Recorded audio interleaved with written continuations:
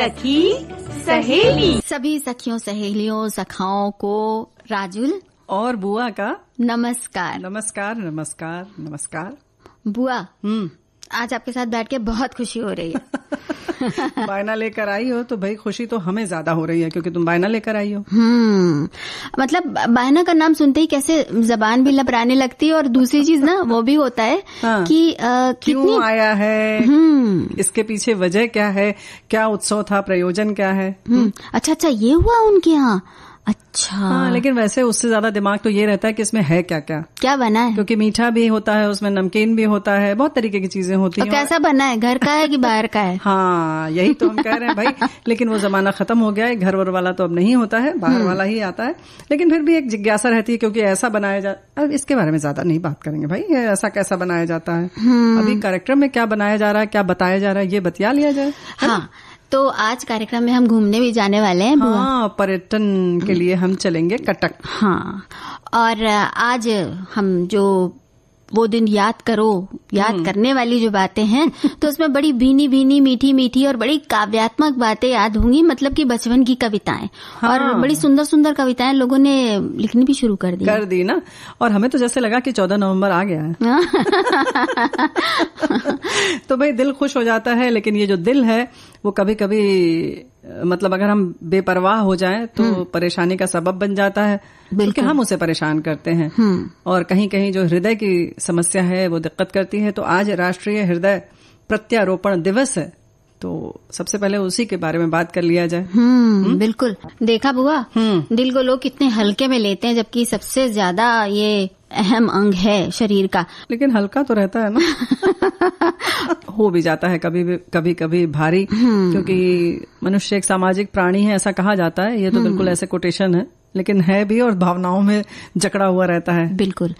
तो भारी हो जाए, हल्का हो जाए ये तो चलेगा, लेकिन फेल हो जाए ये नहीं चलता, क्योंकि जान पे बनाती है।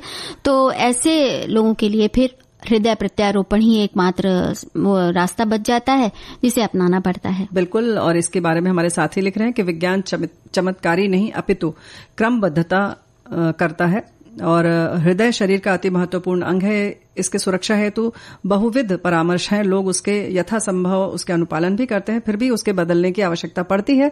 बहुत ही जटिल और कठिन प्रक्रिया है। यकृत और हृदय के साथ गुर्दे शरीर के अति महत्वपूर्ण अंग है। गुर्दे तो बदल जाते रहे हैं, लेकिन हृदय के मामले में विज्ञान ओपन हार्ट सर्जरी तक पहुंचा था। लेकिन आज प्रत्यारोपण का राष्ट्रीय दिवस है।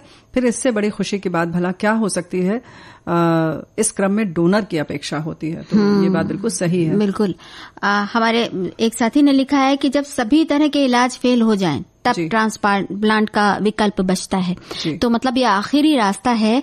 और एक और साथी ने लिखा है कि हृदय प्रत्यारोपण दिवस मनाने के साथ साथ कटक घूमने का भी प्लान बनाया है और बचपन की गलियों से कविताओं को भी निकाला जा रहा है, तो जरूर मजा आएगा। मतलब इन्होंने दिल हल्का करने वाली बात सोच ली है पहले से।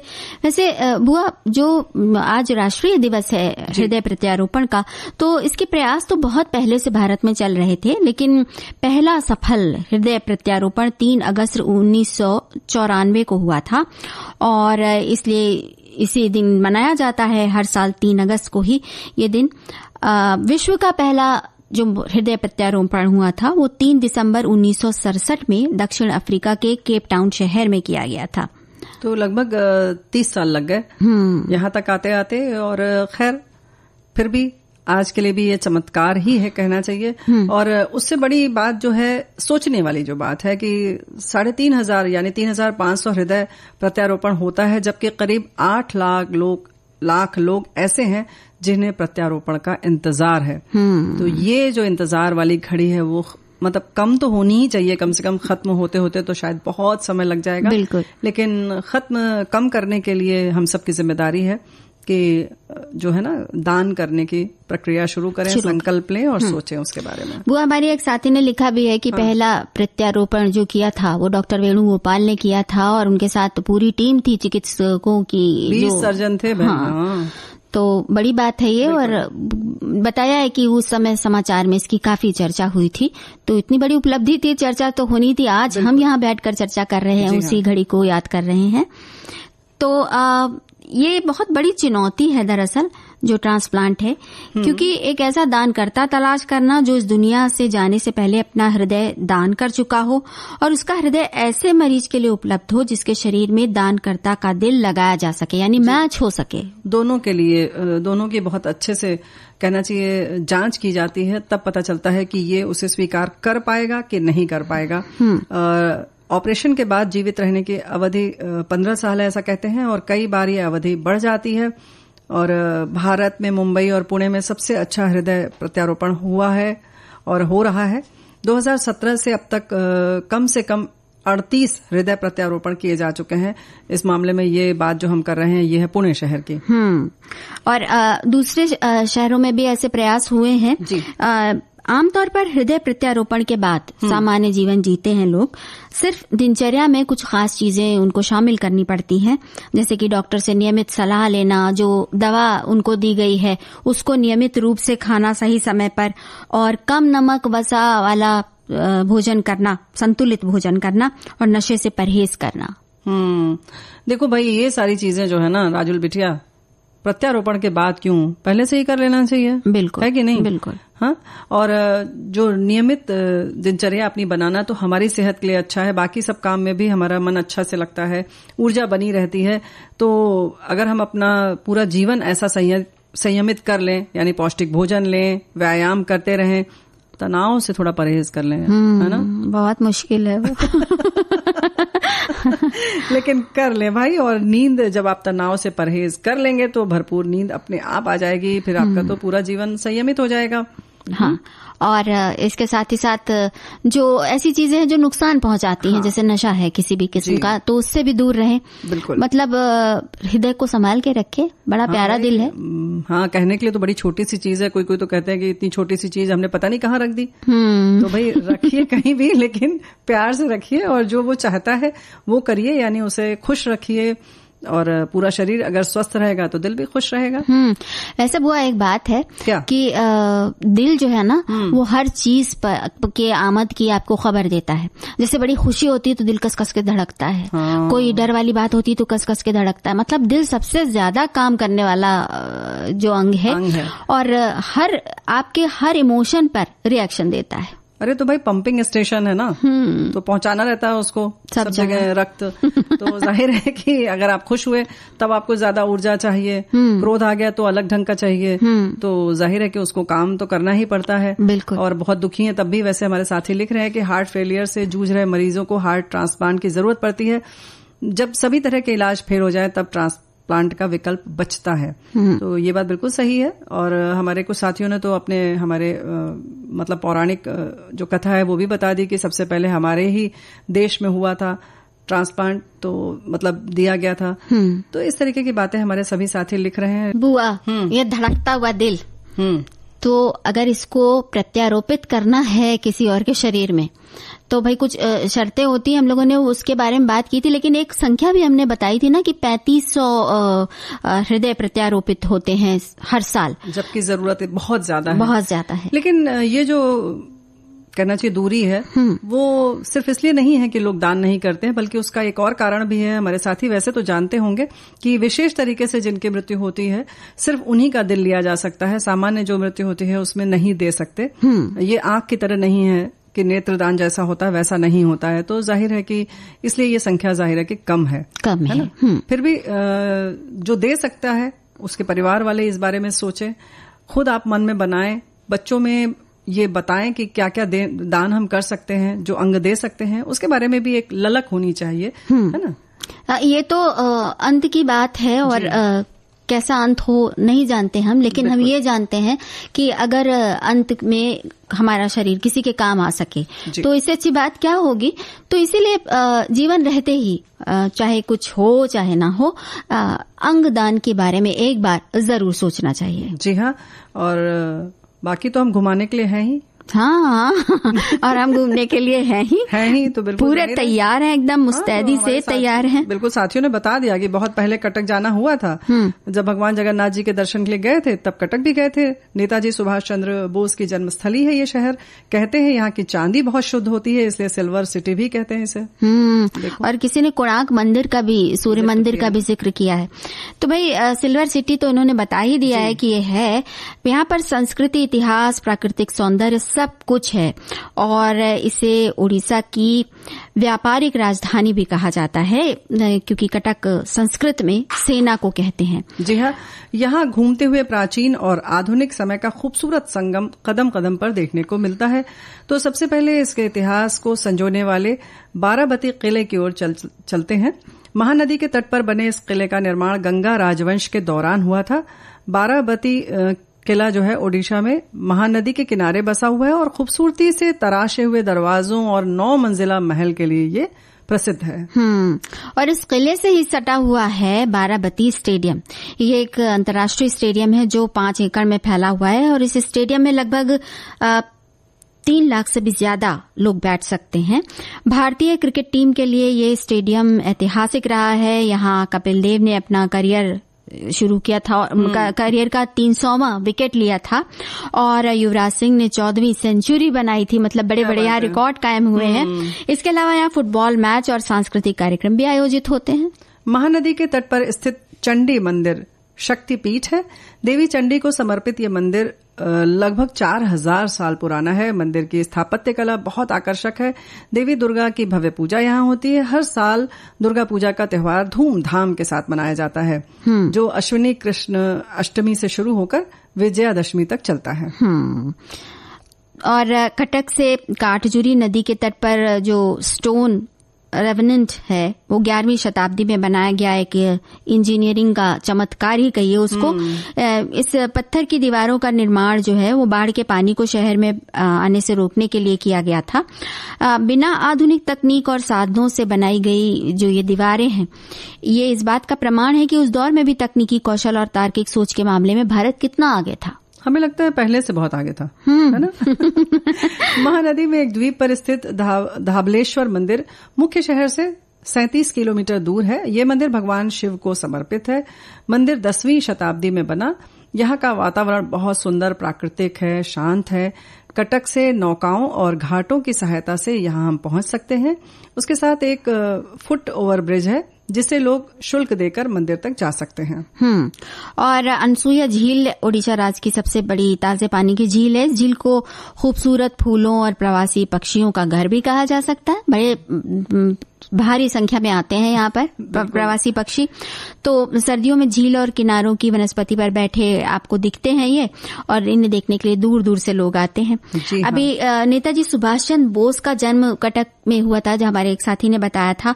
तो वो ओडिया बाजार में हुआ था और आवास को अब संग्रहालय और पर्यटन स्थल के रूप में विकसित किया गया है। इसमें नेताजी के सभी पुराने फोटोज हैं, साजो सामान है और एक प्रदर्शनी गृह है बाकायदा बना दिया है। चर्चिका मंदिर ओडिशा के 8 महत्वपूर्ण शक्ति मंदिरों में से एक है। देवी चामुंडा को ओडिशा के इस हिस्से में चर्चिका के रूप में जाना जाता है। मंदिर में पूजा की जाने वाली मूर्ति चामुंडा के उग्र रूप की है। और भगवान शिव को समर्पित है परमहंसनाथ मंदिर। कटक के बाहरी हिस्से में स्थित है ये, और यहाँ एक बहुत बड़ा सा बुआ छेद है जहाँ से हर समय पानी निकलता रहता है जी। और ये विशाल छेद जो है इस मंदिर की मुख्य विशेषता है। इसे अनंत गर्भ कहा जाता है। क्या बात है। कटक अपनी सुंदर हस्तशिल्प के लिए प्रसिद्ध है। पिपली गांव में विभिन्न प्रकार के कलाकृति देखी जा सकती है। तराकाशी यहाँ की प्रसिद्ध हस्तशिल्प है। ये कला अद्भुत है, जो कि 15वीं सदी में जन्मी थी। आज भी ये कला विभिन्न वस्तुओं में जीवंत है। इसके अलावा ताड़का पट्टचित्र, पत्थर के बर्तन भी सुंदर मिलते हैं। ताराकाशी जो है वो चांदी के तारों की बहुत सुंदर यहाँ पर जो कहते हैं ना कि आभूषण मिलते हैं। और जाली, बहुत बारीक जाली बनाई जाती है, वाकई बहुत सुंदर लगती है। क्या मजा आता होगा पहन के, ना? चलो चलते हैं।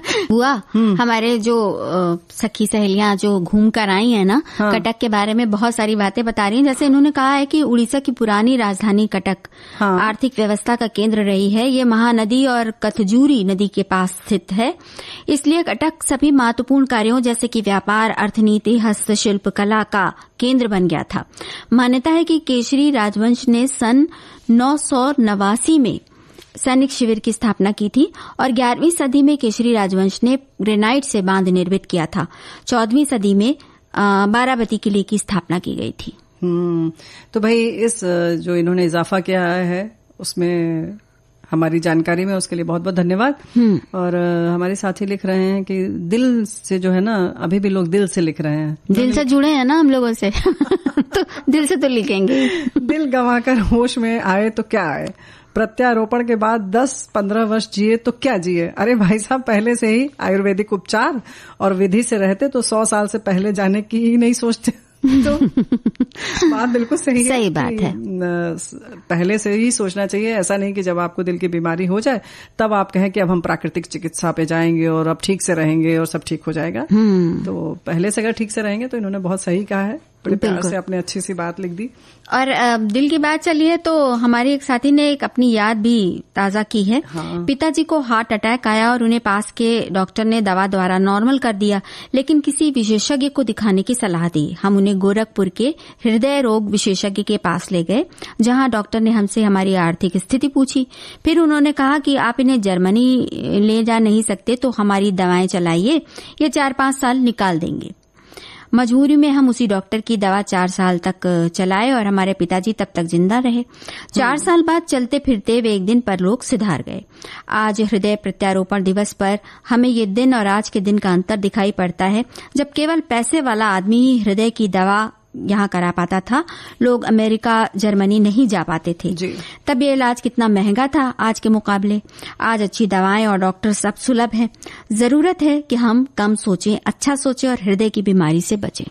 क्या बात है, ये बहुत अच्छी बात आपने कही। और मतलब विकास हो रहा है तो वो हमें दिखाई तो दे रहा है।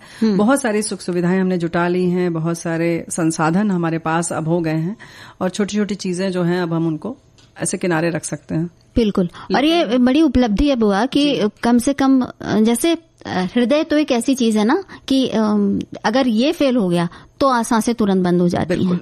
मतलब और चीजें तो धीरे धीरे फेल होते होते कुछ दिन आदमी निकाल लेता है, लेकिन हृदय का जो जाना है वो तुरंत जीवन पे असर करता है, सब ले जाता है। जी हाँ। ऐसी जल्दबाजी हम नहीं करते। देखिए, दिल के मामले में ये जल्दबाजियां ठीक नहीं है। अरे भाई, बायना आने वाला था तो हमें लगा कि तुम इंतजार कर रही होगी देखने के लिए कि कौन कौन सी मिठाई है, कैसा लड्डू है, कौन सी दालमोट है, क्या है बुआ। बायना तो है कि क्या है, बायने का तो मतलब जिक्र होता है। हाँ, बिल्कुल उत्सुकता रहती है।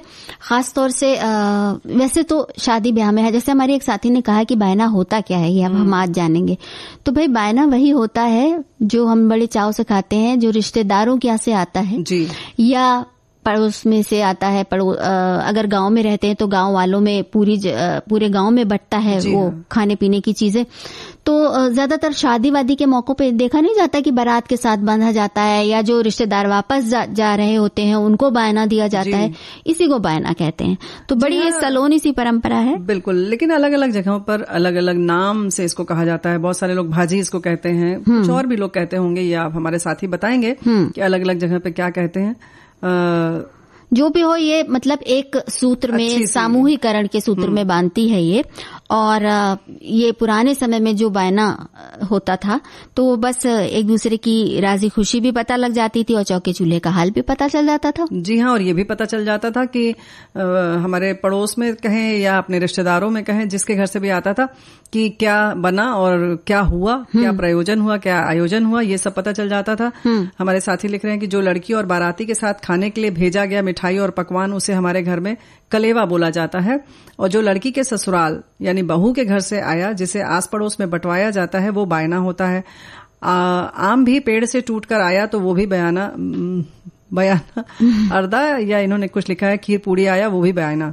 तो बायना इस तरीके से होता है। ये बाराती के साथ जो भेजते हैं वो तो हम लोग क्या कलेवा भी उसको भी कहते हैं, या दामाद जब आता है सुबह शादी के बाद घर में, उसको जब नाश्ता कराते हैं, कलेवा मतलब कलेवा कहते हैं। कलेवा कहते हैं। और ये बात बिल्कुल सही है कि जब बहू के घर से कुछ आता है और उसको हम जब रिश्तेदारों में बांटते हैं, तो एक तरह से ये भी पता चल जाता है कि भाई बहू जो है वो अपने मायके से आ गई है, या फला क्या विवाह हुआ, सकुशल संपन्न हो गया। तो उसके बाद सब जगह बाद में भी लोग मीठा खाएं, नमकीन खाएं, उसका मजा लें, तो इसलिए बांटा जाता है। है ना। तो जैसे सावन में भी बहन बेटियों के घर में बायना भेजा जाता है।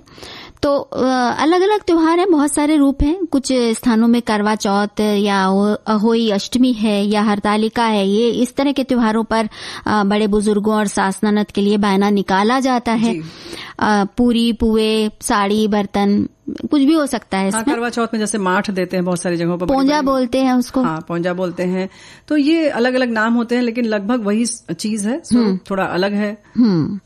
अच्छा बुआ, जो सास जो पोंजा वाली बात कही, यानी बायने की जो बहू देती है, उसका इंतजार सास कितनी बेसब्री से करती हैं, और जब मिल जाता है तो बड़ी खुश होती हैं कि मतलब अच्छा बायना दिया, और गिले शिकवे तमाम मिट जाते हैं। नहीं राजुल बेटिया, इसमें देखो ऐसा है ना कि ये तो निर्भर करता है सास पर।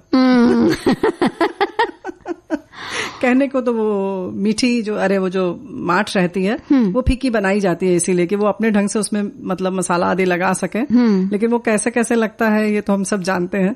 है कैसी दुखती रख छेड़ दी है बुआ। तो सच में अच्छा बता रही है भाई। तो हमने कहा कि उसमें लाल मिर्च का अचार भी लगा के खाया जाता है और कभी आम का अचार भी लगाया जाता है, ये तो निर्भर करता है। बिल्कुल। फिलहाल जो है कि सब तरीके से ऐसे जाने से आने से सब हालचाल मिलता है। दूसरा, बहुत सारे गिले शिकवे जो होते हैं वो भी खत्म हो जाते हैं कि अरे भाई भेज दो। ये समय ऐसा है कि इसको कोई मना भी नहीं करेगा और थोड़ी सी मिठास आ जाएगी जिंदगी में। बिल्कुल।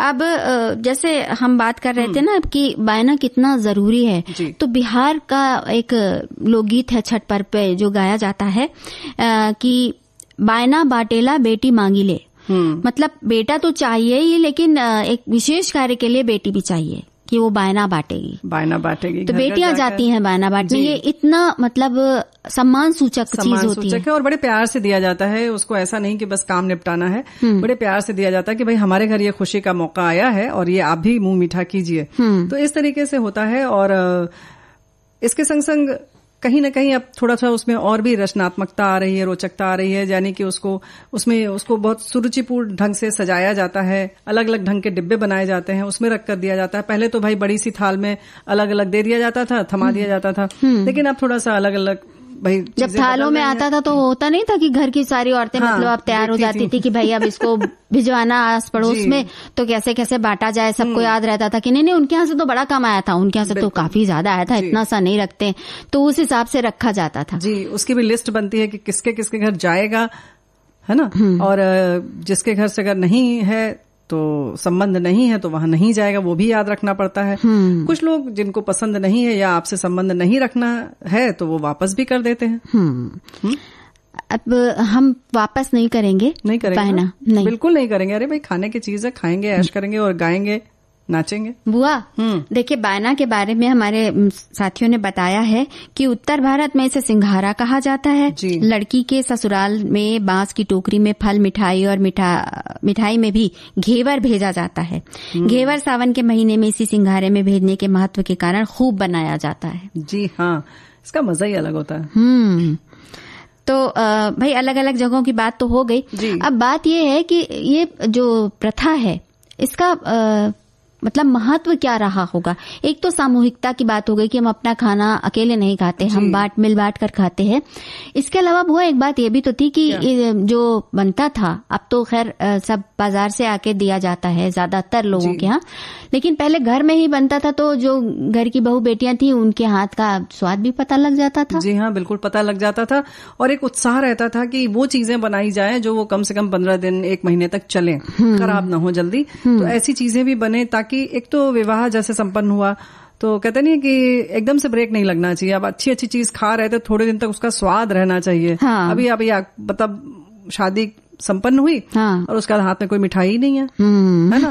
तो जो वो मिठाई बनती है वो तो फटाफट खत्म हो जाती है, जो पूरी सब्जी बनी वो सब समाप्त हो जाती है। बालूशाही जरूर आती थी। हाँ, तो क्योंकि ज्यादा दिन चलती है। हाँ। अभी जैसे हमारे साथी कह रहे हैं कि उसमें लड्डू मट्ठी जरूर होता है, तो भाई लड्डू मट्ठी भी बहुत दिन तक चलता है। तो ये सब चीजें ऐसी ही रखी जाती थी ताकि उसका आनंद लिया जाए। एक बात और थी कि लोग बहुत दूर से आते थे उसके बाद घर जब जाएं वो अपने, तो कुछ ऐसा लेकर जाएं कि जो घर में लोग रह चुके हैं यानी छूट गए थे, जो विवाह में नहीं आए, उसको भी उसका आनंद मिल जाए। बिल्कुल, है ना। आजकल की तरह नहीं कि आज शादी खत्म हुई और दूसरे दिन वो अपने घर पहुंच गए, तो बकायदा 4-5 दिन बाद जाते थे, तो जो घर में और सदस्य हैं वो भी यहाँ की मिठाई का मजा ले सकें। बिल्कुल। और बाराती भी ऐसे ही जाते थे, बहुत दिनों बाद दूर तक जाते थे, है ना। तो जो कृषि प्रधान समाज होता था बुआ, वहां पर रिश्तेदारियों से टोकरा भर के मिठाइयां और फल आने का भी रिवाज था, जिसे संदेश कहते थे। तो इतनी सारी सामग्री भेजी जाती थी कि पूरे गांव में बंटवाई जाए, मतलब वो भेजी इसी उद्देश्य से जाती थी कि पूरे गांव को खिलाई जाए। बिल्कुल। तो एक यही बात, पूरे गांव का मतलब क्या, हम बार बार जैसे कह रहे हैं कि पड़ोसी रिश्तेदार, तो गांव में जो लोग रहते हैं हमारे भाई बंधु जो बहुत स्नेही होते हैं आपस में, उनका पूरा गांव जो होता है उनका कुनबा होता है, तो वो कोई गैर होते ही नहीं है। बिल्कुल। तो जाहिर है कि वो अपने रिश्तेदारों के यहाँ ही पहुंचाते हैं एक तरीके से। तो हमारी साथी ने ये भी लिखा है, सलोनी प्रथा बायना, मेरे अनुसार तो हमारे यहाँ तो बायना मान सम्मान स्वरूप व्रत, तीज त्योहार पर बड़े बुजुर्ग जैसे सास जेठानी इत्यादि को साड़ी, मेहंदी, श्रृंगार के सामान के साथ मिठाई, खाना इत्यादि अलग निकाल कर रख देते हैं, फिर उनके पैर लगकर छू कर, इन्होंने ब्रैकेट में लिखा है छू कर, दबा कर उन्हें दिया जाता है। बाद में अन्य लोग खाना खाते हैं, इसे बायना कहते हैं। अच्छा, बायना, इन्होंने खाने की जो बात बताई है ना, तो याद है बुआ, जब बायना आता था किसी किसी घर से तो उत्सुकता सब में होती थी, देखते सब थे, लेकिन पहले कोई बड़ी बूढ़ी चख लेती थी, तब बच्चों को दिया जाता था, क्योंकि ये कहा जाता था नहीं भाई अभी नहीं, पहले हम चख लेंगे कुछ कई बार, हाँ, तभी खाने के लिए देंगे।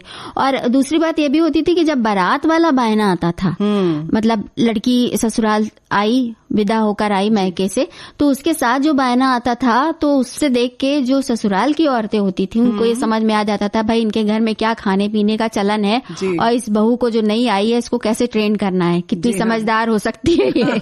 उसी हिसाब से होता था, या इसके घर में किस तरह का खाना बनता था और हमारे यहाँ किस तरीके का बनाना है इसको। इसके संग संग जैसे तुमने अभी कहा ना कि पहले बड़ी बूढ़ी जो थी घर में, हमारे जो बुजुर्ग होती थी, वो लोग चखती थी, इसके साथ साथ वो देखती भी थी कि पहले उन्हें दिखा दिया जाता था, बगैर उनको दिखाए कोई खाता नहीं था, इसलिए कि भाई किसके घर से कितना आया है, कैसा आया, ये भी पता होना चाहिए। नहीं तो अक्सर लोग कहते हैं तुमने बताया नहीं कि फला कैसे कितना आया था, क्या आया था। तो ये कुछ ऐसे ही है जैसे शगुन के लिफाफे होते हैं या कोई गिफ्ट होता है, क्योंकि हम लोग डायरी में लिखते हैं, उनके यहाँ दिमाग में लिखा रहता था। जी हाँ, यही तो हम कह रहे हैं कि दिमाग जो है ना वो ऐसे ही होता था तेज, और याद करते रहने से दिल दिमाग दोनों तेज रहता था। बिल्कुल। तो याद करने के नाम पे तो आज कविताएं भी बहुत सारी कविताएं आ गई हैं, और अब समय शायद न मिले कि हम सबकी शामिल कर पाए, लेकिन भाई बता दो कि बहुत प्यारी प्यारी जो कविताएं हैं वो कौन कौन सी कविताएं हैं हमारे साथी ने भेजी हैं, बहुत ढेर सारी भेजी हैं। हमारे एक साथी ने बड़ी अच्छी से अच्छा सा ये संदेश भेजा हुआ, बड़ा है लेकिन मैं पूरा पढ़ रही हूँ कि अब ज्यादा याद नहीं रही कविताएं। तब पिताजी दोनों पैरों को जोड़कर उस पर बिठाकर सुनाते थे, चंदा मामा दूर के, चंदा का झिंगोला, हाथी राजा, ऐसे बहुत सारे गीत जिनकी पूरी लाइनें तो अब याद नहीं, लेकिन 2 साल की छोटी पोती को उसी तरह पैरों पर जोड़कर बिठा लेते हैं और आजकल के फिल्मी गीत से उसे खुश करते हैं। वो भी हमारे यहाँ के अवधी और भोजपुरी गीतों के मुखड़े तोतली बोली में गाती है। बचपन का वो समय अब लौट के तो नहीं आएगा, लेकिन बड़ा मन करता है कि हम फिर बच्चे बन जाते और कोई पैरों पर बिठाकर झूले झुलाता। आजकल वो सीख रही है, मेरा भैया गोल मटोल, दूध जलेबी जैसे बोल, करता है शैतानी दिन भर, रोता जैसे फूटे ढोल, रोना उसका जब सुनते हैं पूरा घर जाता है डोल। ओहो, क्या बात है। ये बहुत कम सुनी हुई कविता है ना। वैसे बहुत ज्यादा सुनी हुई ये कविता है। हमारे एक साथी ने लिखा है, एक कविता जो स्कूल की तो नहीं थी पर फिर भी याद है। ये वाली सच बात है कि ये वाली तो हम लोग घर में ही सुनते थे। आलू कचालू बेटा कहाँ गए थे, बंदर की झोपड़ी में सो रहे थे, बंदर ने लात मारी रो रहे थे, मम्मी ने प्यार किया हंस रहे थे, पापा ने पैसा दिया नाच रहे थे, और ये कहकर हम खूब नाचते थे। तो देखिए एक तरह से एक तरह का उत्कोच भी होता था कि मतलब पापा को उकसाया जा रहा है पैसा दो और मम्मी प्यार करें ही। हाँ, है ना। हमारे एक साथी ने लिखा है कि बचपन हमारे जीवन का सबसे खूबसूरत समय होता है। तो ये बचपन की यादें याद करते हुए उन्होंने जो कविताएं याद की हैं, तो जो जोर जोर से ये बोला करते थे, रटा करते थे। छोटी कक्षा में ये हमारी पाठ्य पुस्तकों में सचित्र हुआ करती थी। ये कुछ कविताएं शायद सभी को याद होंगी। मछली जल की रानी है, जीवन उसका पानी है, हाथ लगाओ डर जाएगी, बाहर निकालो मर जाएगी, और चंदा मामा दूर के, पुए पकाए पूर के, आप खाएं थाली में, मुन्ने को दे प्याली में, प्याली गई टूट, मुन्ना गया रूट, उड़न खटोले बैठ रे, मुन्ना चंदा के घर जाएंगे, लाएंगे नई प्यालियां, बजा बजा के तालियां, मुन्ने को बहलाएंगे, दूध मलाई खाएंगे। ये तो गीत भी है बिल्कुल। तो इन्होंने, लेकिन हम लोग कविता की तरह इसको बहुत अच्छे से गाते थे। हाँ, है ना? और एक बुआ वो भी तो था ना, हरा समंदर गोपी चंदर बोल मेरी मछली कितना पानी। तो उस समय सारी बातें कविताओं में ही हो जाती थी ना, डांट भी नहीं, उसके लिए जब कान खींच लेते थे तो समझ में आ जाता था कि ये डांट वाली है ना। एक और कविता है, भोली भाली गाय हमारी दूध बहुत ये देती है, सुंदर सुंदर बछड़े देखकर बदले में क्या लेती है। और एक और कविता इन्होंने लिखी है, रेल हमारे लिए सवारी काशी जी से आई है, हरे हरे कुछ पीले पीले आम वहां से लाई है। क्या बात है। और हर साल 15 अगस्त 26 जनवरी पर स्कूल में गाई जाने वाली कविता, हिंद देश का प्यारा झंडा ऊंचा सदा रहे हमारा। मुझे याद नहीं कि आजकल के बच्चे अपनी कोर्स किताब वाली कविता भी कोई जानते होंगे, उन्हें तो बस ट्विंकल ट्विंकल लिटिल स्टार और जैक एंड जिल और बाबा ब्लैक शिप या मछली जल की रानी है, यही याद रहता है। चलिए, मछली जल की रानी है ये याद रहता है, ये तो बहुत अच्छी बात है। और बाकी भी कविताएं, देखो भाई, ऐसा है ना कि ट्विंकल ट्विंकल लिटिल स्टार तो अपने ढंग की अलग कविता है, लेकिन आजकल जॉनी जॉनी यस पापा की भी हिंदीकरण हो गया है, तो वो हम अभी बाद में बात करेंगे। हाँ, उसका भी हिंदीकरण हो गया है। हमारे साथी बहुत बुआ, हम इस समय घिरे हुए हैं बचपन की कविताओं से, और सब बड़ी मजेदार मजेदार कविताएं हैं। उठो लाल अब आंखें खोलो, पानी लाई हूँ मुंह धोलो, बीती रात कमल दल फूले, उनके ऊपर भंवरे झूले, चिड़िया चहक उठी पेड़ों पर, बहने लगी हवा अति सुंदर, नभ में प्यारी लाली छाई, धरती ने प्यारी छवि पाई, भोर हुई सूरज उगाया, जल में पड़ी सुनहरी छाया, नन्ही नन्ही किरणें आई, फूल खिले कलियां मुस्काई, इतना सुंदर समय मत खो मेरे प्यारे अब मत सो। साथी ने लिखकर भेजा है। क्या बात है, याद है इनको पूरी कविता। एक कविता है, मोटरसाइकिल कल फटफट करने वाली, मीलों का दम भरने वाली। इनको थोड़ी थोड़ी याद है। अच्छा। मोटरसाइकिल कल फटफट करने वाली, मीलों का दम भरने वाली। और एक और कविता उन्होंने याद की है, दूध है कैसा ताजा गरम सफेद और मीठा, दूध में भीगी भीगी रोटी मेरी देना खुदा तो किसके बस की, धमक धमक आता हाथी कितने केले खाता हाथी, ये तो नहीं बताता हाथी। ओहो, क्या बात है भाई। ऐसे हमारे एक साथी ने ये भी लिखा है कि मेरी बेटी जब छोटी थी तो बहुत बातूनी थी, दिन भर पटर पटर करती थी, उसकी याददाश्त बहुत तेज थी। मेरे पापा ने बहुत सारी कविताएं याद करवाई जिन्हें वो दिन भर गाती थी।